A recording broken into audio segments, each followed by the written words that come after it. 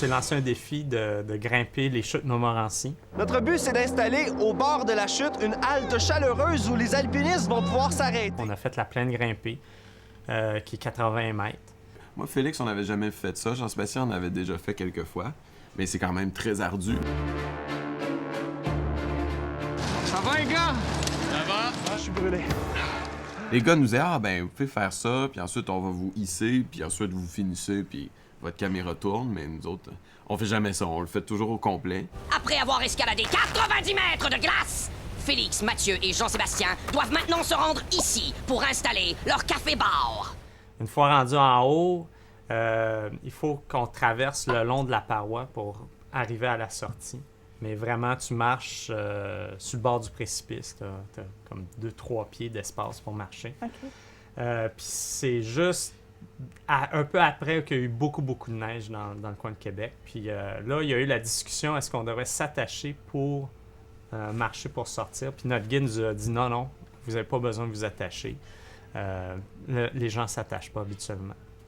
Mais là, il y a eu une discussion avec un assistant qui était là. Ouais, on devrait peut-être s'attacher. Puis on en a parlé pendant 5 minutes. Puis il dit, ben, écoute, ça prend 1 minute, s'attacher. Puis donc le guide prend sa corde, il nous la lance. Attachez-vous, moi j'y vais. Donc là, Félix s'attache.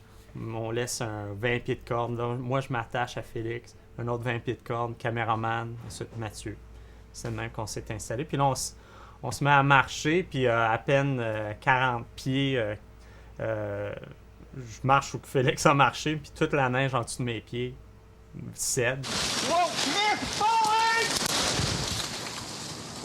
Puis là, je suis en train d'amener le monde avec moi. Félix se pitch après un arbre, se pogne après un arbre. Le caméraman qui filmait se pogne après un arbre, puis moi, je continue à glisser. Puis je finis, je suis dans le vide. Ça va-tu bien? Tenez-moi, les gars! Tenez-moi! On a la corde d'acier dans les mains, puis c'est pogné après nous En autres. dessous de mes pieds, il n'y a plus rien. Là. J'ai 80 pieds d'air, 80 mètres, puis j'ai le sol. Il n'y a rien qui m'arrêtait. Si ça n'aurait pas été pour l'assistant qui était là, qui nous aurait dit « attachez-vous c'est une bonne idée de s'attacher », moi je serais pas là, j'aurais tombé jusqu'en bas.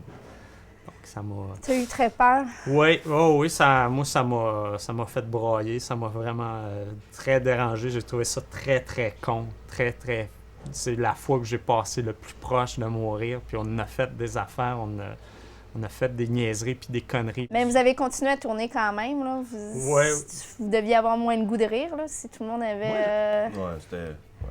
Mais tu Ben, dis, bon, il faut le faire. C'est ça, parce que heureusement, il n'était rien arrivé. Ouais. Il n'y a personne qui s'était fait mal. C'était juste que nous, on savait que la discussion qui s'était passée 10 minutes plus tôt, c'était sur le même ton que « Ah, il fait froid dehors, je mets un coat? » « Oh ouais, mets un coat. » Puis c'était sur le même ton que ça, puis là, on connaissait les risques maintenant, puis c'est ça qui nous a fait peur. Après l'incident qui est arrivé, qui aurait pu être un accident tragique, là on s'est dit que oui, il faut faire confiance à ceux qui nous prennent en main, mais aussi, il faut toujours s'assurer nous-mêmes de notre propre sécurité. Puis ça, c'est notre responsabilité aussi à nous.